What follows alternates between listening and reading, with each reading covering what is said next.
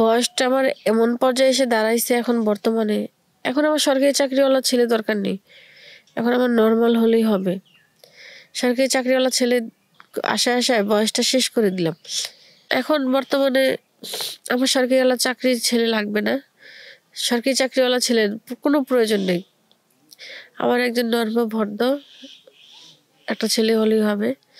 সুন্দর, অতটা সুন্দর লাগবে না, একটু শিক্ষিত হলে ভালো হয়। কারণ সরকারি চাকরিওয়ালা তো সব হয় না। তো আমার বয়স এখন 40 থেকে 45 হয়ে গেছে।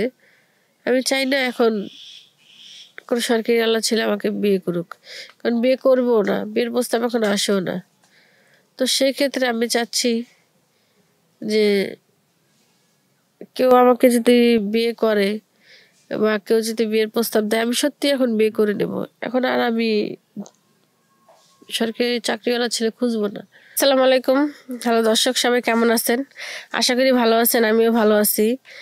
তো সবার উদ্দেশ্যে আমি একটা কথা বলতেছি। আমি আপনাদের কাছে একটা সত্য ঘটনা নিয়ে আসছি, জীবন কাহিনী। তো কিছু ঘটলে কিছু রটে, না ঘটলে কিন্তু কিছু রটে না।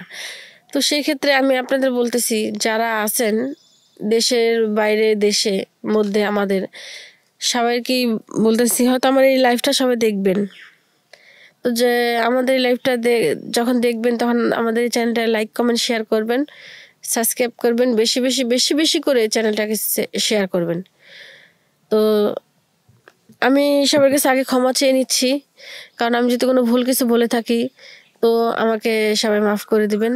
কারণ আমি চাই না যে আমাকে কেউ দূরে বসে গালি দিক বা আমাকে কেউ একটা কথা বলুক, আমি এটা কখনোই চাই না। তো সেক্ষেত্রে আমি বলতে চাচ্ছিলাম, আমি বাবা মায়ের একটি মাত্র মেয়ে, খুব আদরের একটি মেয়ে। তো আমার ছোটবেলাতে একটা সরকারি চাকরিওয়ালা ছেলের কাছে আমি বিয়ে বসবো। আমার সরকারি চাকরিওয়ালা একটা ছেলে দরকার। কারণ এখনকার ছেলেরা বিয়ে করে 2 দিন পরে বউ খাওয়াইতে পারে না। এগুলো নিয়ে অনেক অশান্তি, মারামারি, কাটাকাটি, ঝগড়াঝাটি, 2 দিন পর ডিভোর্স হয়ে যাওয়া, এগুলো আমার ভালো লাগে না।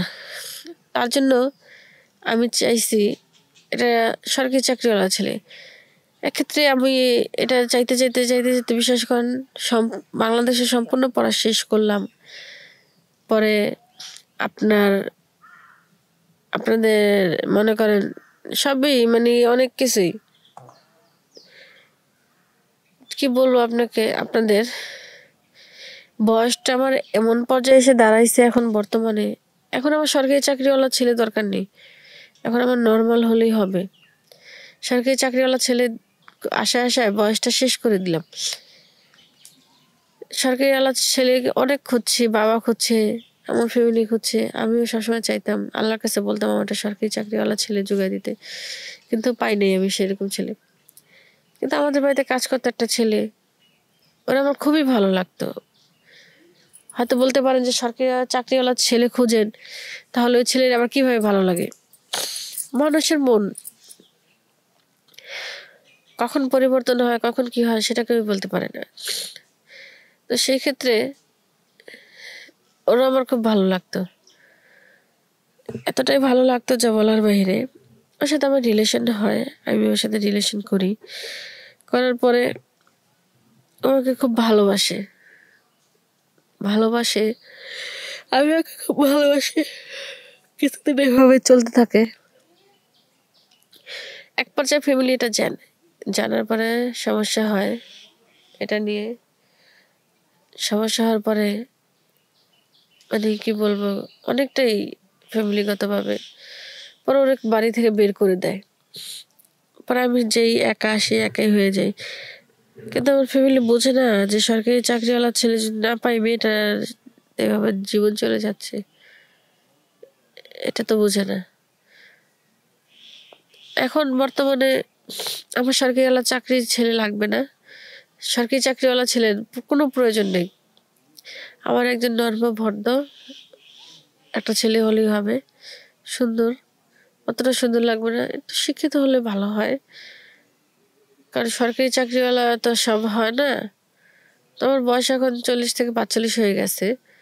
আমি চাই না এখন কোনো সরকারি আল্লাহ ছেলে আমাকে বিয়ে করুক, কারণ বিয়ে করবো না, বিয়ের প্রস্তাব এখন আসেও না। তো সেই ক্ষেত্রে আমি চাচ্ছি যে কেউ আমাকে যদি বিয়ে করে বা কেউ যদি বিয়ের প্রস্তাব দেয়, আমি সত্যি এখন বিয়ে করে নেব। এখন আর আমি সরকারি চাকরিওয়ালা ছেলে খুঁজবো না, কারণ এখন আর সরকারি চাকরিওয়ালা ছেলে ভালো লাগে না। একটা কথা কি, মানুষ সবসময় ভালো থাকার চেষ্টা করে, ভালো মন্দ সবাই চায়, ছেলে হোক বা মেয়ে হোক। মেয়েরা চায় একটা সরকারি চাকরিওয়ালা ছেলে, আর ছেলেরা চায় একটা ভালো নামাজি একটা মেয়ে, ভদ্র মেয়ে, সাংসারিক মেয়ে, যাতে সংসারে সব কাজ করে, এরকম মেয়ে চায়।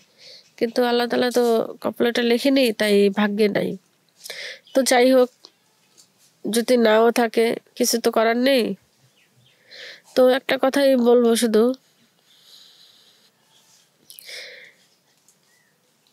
আমি যেরকম চাইছি হয়তো এরকম পাইনি।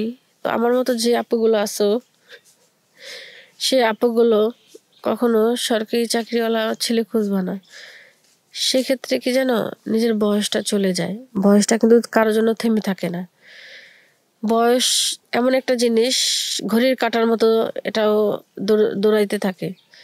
যেমন ঘড়ির কাঁটা কারোর জন্য থেমে থাকে না, তেমনই বয়সটাও কারোর জন্য থেমে থাকে না।